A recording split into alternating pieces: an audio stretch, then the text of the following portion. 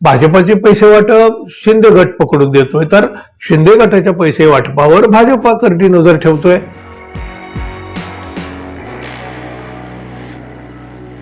मित्र हो, मुख्यमंत्री देवेंद्र फडणवीस आणि एकनाथ शिंदे यांच्यामधले सध्याचे संबंध कसे आहेत याची कल्पना आता उभ्या महाराष्ट्राला आलेली आहे. स्थानिक स्वराज्य संस्थांच्या निवडणुका सुरू झाल्यावर तर या दोघातला संघर्ष अधिक भडकल्याचं आपल्याला पाहायला मिळतंय. ही निवडणूक कार्यकर्त्यांची आहे, पण हातगाईवर मात्र नेते आलेले आहेत. शिंदे गटाचे आमदार निलेश राणे यांनी भाजपाकडून पैसे वाटप सुरू असल्याचं चित्रीकरण करून ते सार्वजनिक केलं, पण गुन्हा मात्र राणे यांच्यावरच दाखल केला गेला. त्यानंतर भाजपाच्या प्रदेशाध्यक्षांनी मला 2 तारखेपर्यंत युती टिकवायची आहे असं म्हणत एक गर्भित इशारा देऊन टाकला. त्यामुळे पुन्हा एकदा खळबळ उडाली. आणि त्यानंतर तर एकनाथ शिंदे यांचं नाव न घेता 2 नंबरला काही किंमत नसते, 1 नंबर हा 1 नंबरच असतो, जो भी कुछ है देवा भाऊही है असं म्हणत शिंदे गटाची उरली सुरली सुद्धा भाजपानं संपवून टाकली. आणि हे सगळं कमी म्हणून की काय, एकनाथ शिंदे यांच्या लाडक्या नेत्यालाच आता जोर का झटका दिला गेला.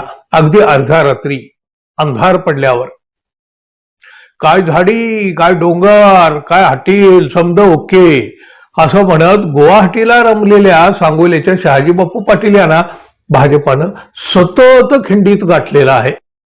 संधी मिळाली की तडाखी सुद्धा दिलेले आहेत.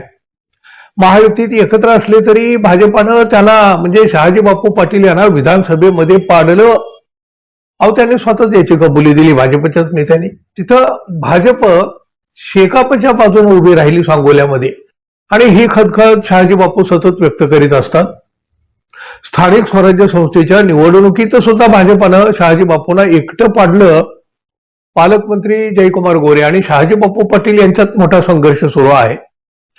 शहाजी बापू पाटील यांच्यासाठी उपमुख्यमंत्री एकनाथ शिंदे यांनी सांगोल्यामध्ये प्रचार सभा घेतली, आणि त्या पाठोपाठ काल मुख्यमंत्री देवेंद्र फडणवीस यांनी सुद्धा शहाजी बापूच्या विरोधकांसाठी सभा घेतली.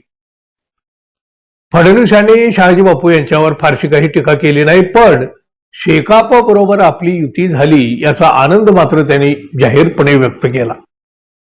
फडणवीस यांची सभा झाली रे झाली की लगेच त्याला उत्तर देण्यासाठी शहाजी बापूंनी ही संध्याकाळी सभा घेतली, आणि लगेच ही सभा संपतात त्याच रात्री भरारी पथकानं शहाजी बापूच्या कार्यालयावर धाडी टाकल्या. अन्य काही ठिकाणीही अशी धाडाधडती घेतल्याचं समजतंय.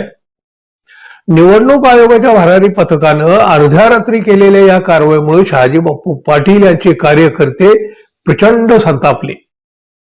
या छाप्यामध्ये नक्की यांच्या हाती काय काय लागलंय याची माहिती अजून तरी बाहेर आलेली नाही. येईल न येईल कल्पना नाही. महायुती म्हणून एकत्र सत्तेत असताना मित्रपक्षावरच टाकलेल्या या छाप्यामुळं शिंदे गट आणि भाजपा यांच्यातला सुरू असलेला हा संघर्ष आता अधिकच वाढीला लागू शकतो. मुख्यमंत्री देवेंद्र फडणवीस यांची पाठ फिरताच शिंदे गटाच्या नेत्यावर हे छापे टाकले गेले. आता राज्यभरात सुद्धा हे तसं सुरू आहे ना.